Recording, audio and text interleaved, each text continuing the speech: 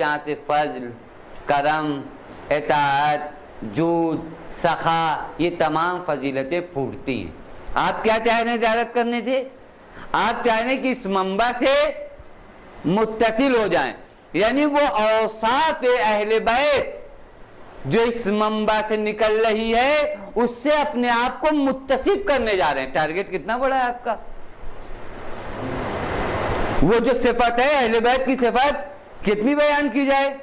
دین کے لیے مٹ جانا، دین پر سب کچھ قربان کر دینا، اطاعت معبود سے ایک لمحے کے لیے غافل نہ ہونا، یہ تمام صفات جو اہل بیت کی ذوات میں ہے، ہم ان فضائل سے متصل ہونا چاہ رہے ہیں۔ زیارت کا ہدف یہ ہے، یعنی ان فضائل سے متصل ہونے کے بعد کیا ہوگا؟ ہماری زندگی چینج ہو جائے گی۔ امام معصوم فرماتے ہیں کہ یہ جو آ رہے ہیں ان کے آنے کی وجہ کیا ہے؟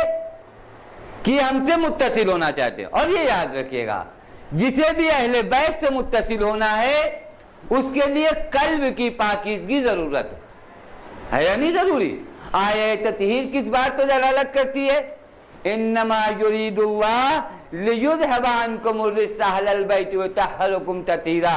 اگر حسد و بغاوت و کینہ و معصیت کی گندگیاں ہمارے قلوب میں اور ہماری روح میں رہے گی تو ہم سوچتے ہیں ہم اہل بیت سے متصل ہیں، متصل نہیں ہے۔ آیہ تطہیر کہتی ہے گندگی اور رچ ان کے قریب نہیں جا سکتی۔ ان تمام چیزوں کو دور کر کے اس منبع سے ہمیں کیا ہونا ہے؟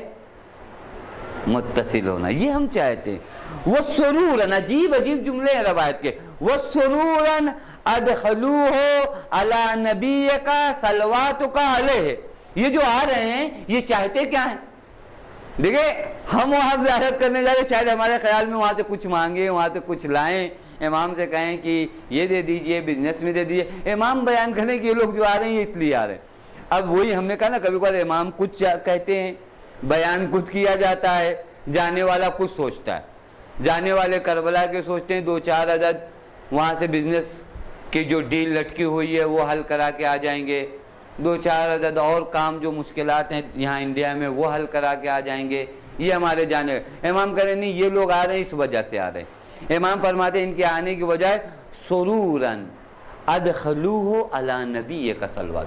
یہ جو آ رہے ہیں یہ اس لیے آ رہے ہیں تاکہ پیغمبر کے قلب کو مسرور کر سکیں۔ عجیب ہے، سمجھ رہے ہیں کون سے سفر پہ آپ جا رہے ہیں؟ پیغمبر کے دل کو کون مسرور کرتا ہے؟ قلب پیغمبر کو کیسے مسرور کیا جاتا ہے؟ وہ جس کی ایک مسکراہٹ پر پورا عالم فدا ہو جائے، وہ جو اس کے ایک تبسم پر قدرت، اس پیغمبر کو مسرور کرنے کے لیے آپ جا رہے ہیں۔ توحیدی سفر ہے۔ دنیا نے اس سفر کو اشراکی اور شرکی سفر بتایا، لیکن امام بتا رہے ہیں 100% یہ سفر ایک توحیدی سفر ہے۔ اس میں شرک کہاں ہے؟ یا تو پیغمبر کو مسرور کرنے کے لیے جا رہے ہیں۔ ادخلوہ سرورن علی نبیک صلواتک علیہ وآلہ۔ یہ جو آ رہے ہیں ظاہر امام حسین یہ چاہتے ہیں کہ پیغمبر کو مسرور کریں۔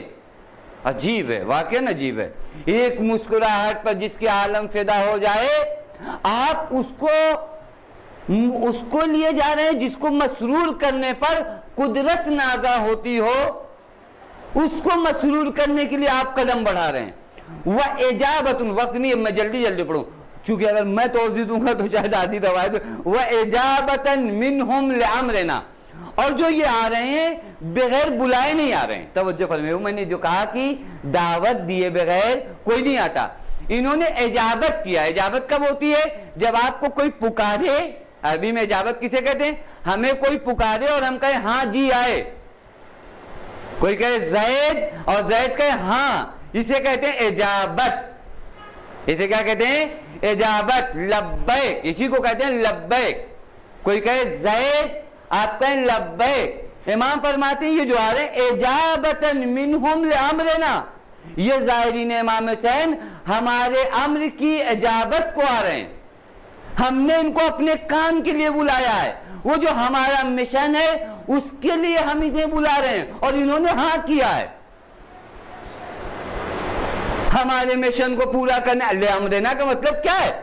یعنی ہمارے امور کی اجابت کو آ رہے ہیں. یعنی وہ جو ہمارا مشن ہے، وہ جو ہمارا ہدف ہے، اس کے لیے انہوں نے ہاں کیا. ہم نے کہا ہماری مدد کو، انہوں نے کہا لبیک یا مولائی، لبیک یا سیدی، لبیک یا مولائی، لبیک یا مولائی.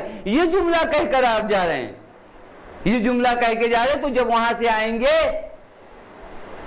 انشاءاللہ صحت و سلامتی کے ساتھ، تو اس مشن پہ آپ کو بلایا گیا، آپ نے ہاں کیا اور وہاں سے تجدید عہد کیا اور یہاں آئے. اب آپ کی ذمہ داریاں کیا ہوں گی؟ اجابتاً لامرنا، ہمارے امر کی اجابت کو. مولا ہم آ رہے ہیں، حسین آپ کو بلا رہے ہیں اور آپ کہہ رہے ہیں ہم آ رہے ہیں. توجہ فرمانے کی نہیں. لبیک یا حسین یا تو نہ کہیے، یہ زبانوں سے لبیک یا حسین نہ کہیے، کردار سے. حسین چاہتے ہیں معصیت کی وادی سے تم نکل آؤ، اور ہم بھی کہہ رہے ہیں مولا ہم آ رہے ہیں، اور حسین بھی ہمارا انتظار کر رہے ہیں. توجہ کیجئے گا، حسین ابن علی ہمارا انتظار کر رہے ہیں. حسین نے ہم کو پکارا اور ہم نے بھی کہا ہم آ رہے ہیں. اب اس کے بعد اگر ہم نہیں جا رہے ہیں تو یہ شان امامت میں گستاخی ہے یا نہیں؟ دو مرتبہ اگر کسی کو کسی کا باپ پکارے اور نہ جائے تو باپ کی شان میں گستاخی ہے. امام پکار رہے ہیں، آپ بھی کہہ رہے ہیں ہم آ رہے ہیں، اس کے بعد آپ اپنی جگہ پر ہیں، اسی معصیت میں ہیں، اسی گناہوں میں ملوث ہیں. یعنی کیا؟ لبیک یا حسین کے بینر لے کر، یہ شعار ہے، یہ نماز ہے، اچھی چیز ہے، لیکن اس بینر کو اٹھانے والے کو، اس بینر کو پڑھنے والوں کو یاد رہنا چاہیے کہ یہ جو ہم نے لبیک کہا ہے کسی کی آواز پہ کہا ہے، اور وہ کب سے تنہا ہے؟ کل حسین نرغہ اعظم میں تنہا تھے، آج بھی حسین تنہا ہیں، آج بھی حسین کو ضرورت ہے. آج بھی آپ لبیک یا حسین کہہ رہے ہیں.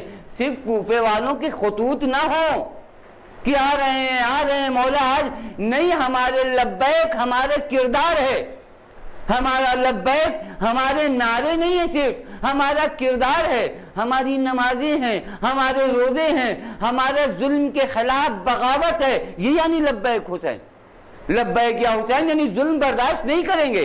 لبیک یا حسین یعنی کسی پر ظلم ہوتا نہیں دیکھیں گے. لبیک یا حسین کسی غریب کو تنہا نہیں چھوڑیں گے. لبیک یا حسین کسی مریض کو تنہا نہیں چھوڑیں گے. یہ سب لبیک یا حسین، یہ سب لبیک یا حسین.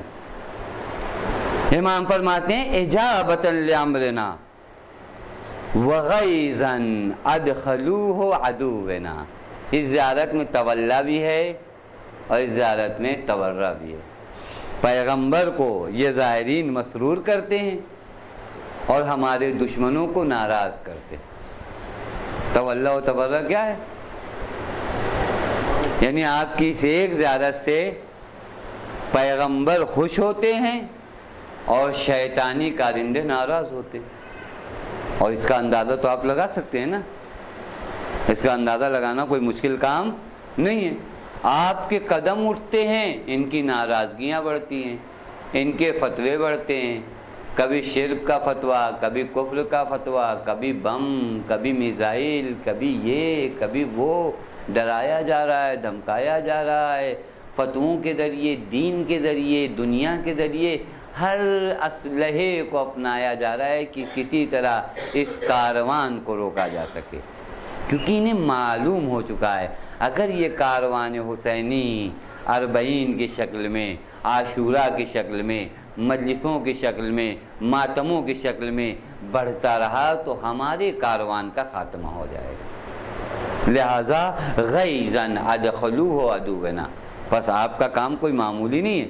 اسی ایک زیارت سے آپ نے پیغمبر کو خوش کیا اور دشمنان نے پیغمبر کو ناراض کیا.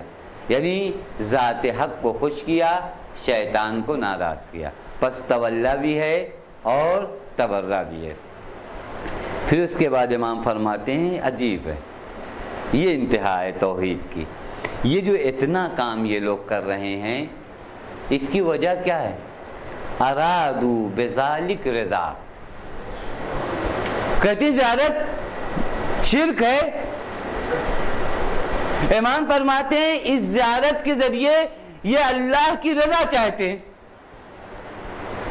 نہایت توحید زیارت کے اندر ہے. یعنی یہ سارا کام یہ کس وجہ سے کر رہے ہیں؟ ارادو بذالک رضا، تیری مرضی چاہتے ہیں، تیری رضا چاہتے ہیں. یعنی پوری زیارت کا محور، جہاں پر اس زیارت کا ہدف ختم ہوتا ہے وہ تیری رضا ہے. کیونکہ اہل بیت علیہم السلام کا مقصد بھی کیا ہے؟ حق تعالیٰ کی رضا ہے. پر جو پیروے اہل بیت ہوگا اس کی بھی زندگی کا مقصد رضا الہی ہوگا. ارادو بذالک رضا، تیری رضا ہے، اس کے علاوہ اور کچھ بھی ان کا ہدف نہیں. یہاں تفصیلات ہیں، میں جان بوجھ کے اس کو چھوڑ رہا ہوں. پھر اس کے بعد امام فرماتے ہیں فَكَفَاهِمْ عَنَّا بِالرَّضْوَانِ. اب یہ دعا ہے امام کی یہاں سے. اب تک اہداف بتایا، فلسفہ زیارت بتایا. اب امام فرماتے ہیں اے اللہ خدایا ہماری طرف سے، امام واسطہ بن رہے ہیں، ہماری طرف سے اپنے رضوان کو بے قدر کافی انہیں عنایت فرما. تیری رضایت کو آئے ہیں. عجیب ہے، عجیب ہے واقعاً. اگر آپ کے کیریکٹر تھوڑا سا خراب ہو، کہیں مشکل ہو اور کوئی کہہ دے کہ ہمارے ضامن بن جائیے، انسان 2 قدم پیچھے ہٹ جاتا ہے. نہیں، آپ کے ہم ضامن نہیں بنیں گے. کہ اہل بیت نے ہمارے لیے کیا کچھ کر دیا، ہم کہاں، ہمارا کردار کہاں. اس کے بعد امام کہتے ہیں فَكَفَاهُمْ عَنَّا. اللہ اکبر. ہماری طرف سے، ہمارے لیے. جب اہل بیت اپنا واسطہ دے دیں ذات حق تعالیٰ میں رد ہوگا. ہمارے لیے ان سے راضی ہو جا، ہمارے لیے ان سے راضی ہو جا.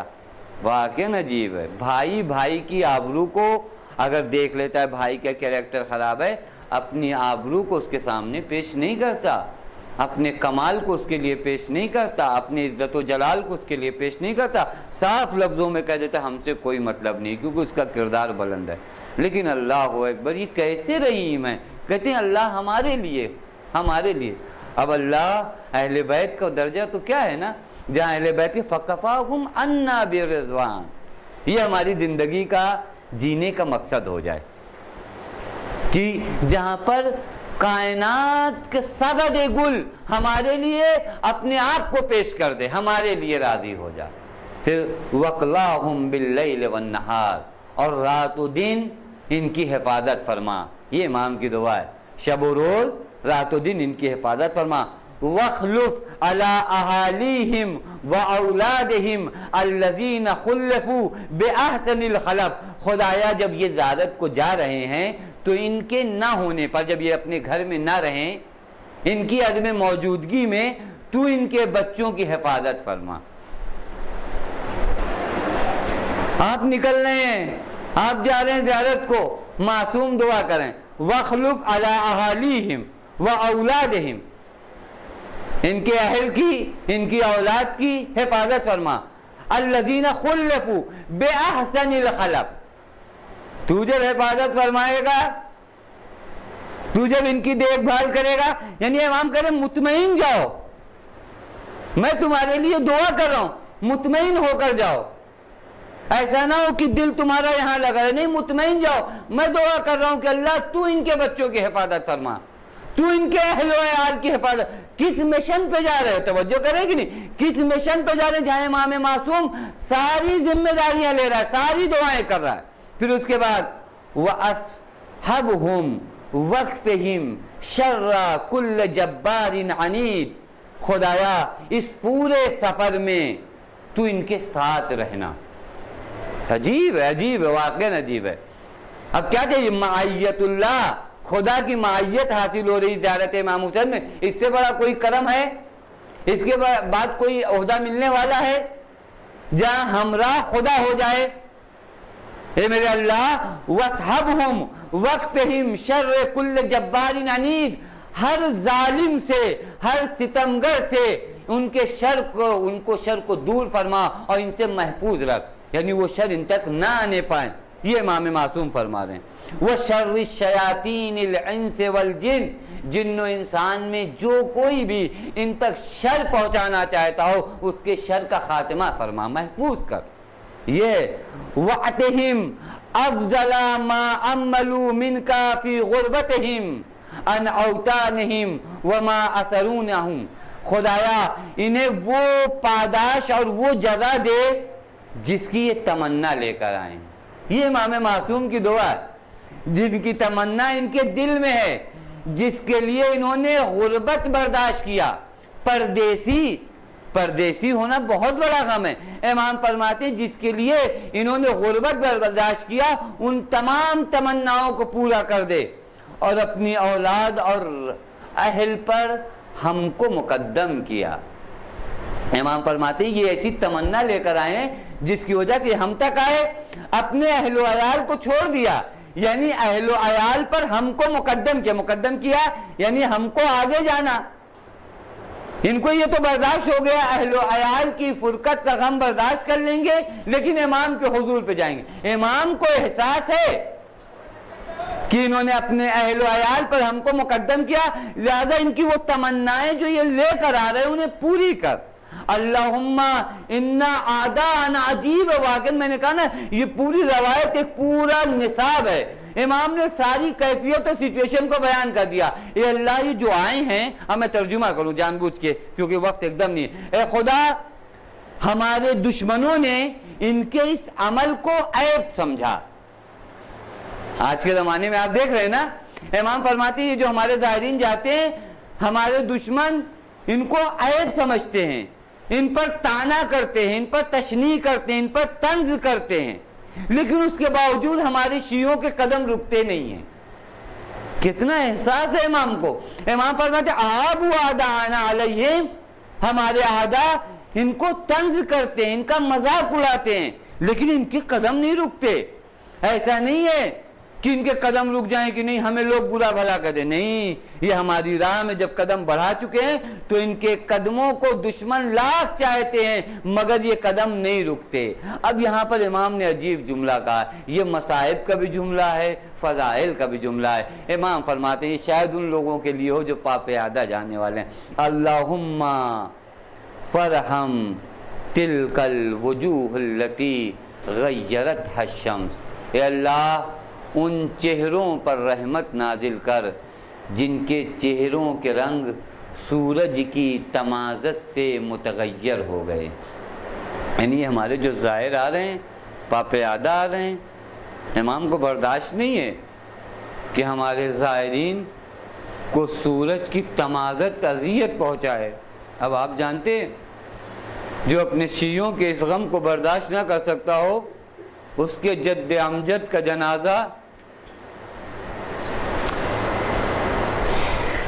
اللہم فرحم تلک الوجوہ التی غیرتھا الشمس، اے اللہ ان چہروں پر رحمت نازل کر جن کے چہروں کے رنگوں کو سورج نے متغیر کر دیا ہے۔ ورحم تلک الخدود التی تقلبت علی قبر ابی عبداللہ، اے میرے اللہ ان رخساروں پر رحمت نازل کر جن رخساروں نے قبر حسین کو چھوا ہے۔ عزیزو یہ وہ رخسار ہے جو قبر حسین کو چھوتے ہیں، اور وہ رخسار جس کو لب حسین چھوتے ہیں اس پہ شمر تماچے لگاتا ہے۔ وَرْحَمْ تِلْكَ الْعَيُنَ الَّتِي جَرَتْ دُمُوعُهُ، اے اللہ ان آنکھوں پہ رحمت نازل کر جن آنکھوں سے آنسو نازل ہوتے۔ وَرْحَمْ تِلْكَ الْقُلُوبَ الَّتِي جَرَتْ وَاحْتَرَقَتْ لَنَا، اے اللہ ان دلوں پر رحمت نازل کر جو ہماری وجہ سے مضطرب ہو جاتے ہوں، جو بے چین ہو جاتے ہوں، اے اللہ ان قلوب پر ان دلوں پر رحمت کر۔ وَرْحَمْ صَرْخَةَ الَّتِي كَانَتْ لَنَا، اے اللہ ان نالوں پر، ان فریادوں پر، ان آہوں پر، ان چیخوں پر جو ہمارے لیے اٹھتی ہیں، ان پر رحمت نازل کر، ان گریا پہ رحمت نازل کر۔ اللہم انی استوعدک تلک الانفس و تلک الادبان حتی نواغرہم علی الحوض یوم العطش۔ اے میرے اللہ، یہ جسم تیرے حوالے ہیں، خدایا ان جسموں کو، معبود ان جسموں کو، امام معصوم کہتے ہیں ان جسموں کو میں نے تیرے حوالے کیا، میرے ان شیعوں کی ارواح کو میں نے تیرے حوالے کیا، تو انہیں حوض کوثر سے سیراب کر دے، وہ دن جب عطش کا دن ہوگا۔ پھر اس کے بعد امام فرماتے ہیں کہ جب راوی کو تعجب ہوا کہ اتنی دعا ظاہر امام حسین کے لیے کر رہے ہیں، تو ایک مرتبہ امام کو تعجب کا احساس ہوا، امام نے فرمایا من یدعو لزوارہ فی السماء اکثر ممن یدعوہم فی الارض۔ تو کہاں ہے، کیا سوچ رہا ہے؟ جو زمین پر زائرین امام حسین کے لیے دعا کرتے ہیں ان کی تعداد کم ہے ان لوگوں کی مقدار کے مطابق جو آسمان پر زائرین امام حسین کے لیے دعا کرتے ہیں۔ وآخر الدعوانا ان الحمدللہ رب العالمین۔ بار الہ تجھے تیرے حق کا واسطہ، آل محمد کے حق کا واسطہ، ہمیں جو بیمار انہیں شفائے عاجلہ عطا فرما۔ بار الہ تجھے تیرے حق کا واسطہ، آل محمد کے حق کا واسطہ، معبود اس معنوی سفر کو ہماری زندگی کے لیے ایک اہم موڑ قرار دے دے۔ بار الہ تجھے تیرے حق کا واسطہ، آل محمد کے حق کا واسطہ، ہم غلامان امام حسین کو سچا غلام امام حسین بنا دے۔ بار الہ تجھے تیرے حق کا واسطہ، آل محمد کے حق کا واسطہ، معبود ہر وہ نیک اور ہر وہ بہترین فضیلت جو اس سال تو زائرین کو دینے والا ہے، ہمارے ان زائرین کو عنایت فرما۔ بار الہ تجھے تیرے حق کا واسطہ، آل محمد کے حق کا واسطہ، معبود جو مومنین بھی پریشان حال ان کی پریشانیوں کو دور فرما۔ بار الہ تجھے تیرے حق کا واسطہ، آل محمد کے حق کا واسطہ، وارث عدل و انصاف امام زمان کے ظہور میں تعجیل فرما، ہمیں ان کے اعوان و انصار میں شمار فرما۔ ربنا تقبل منا انک انت السمیع العلیم۔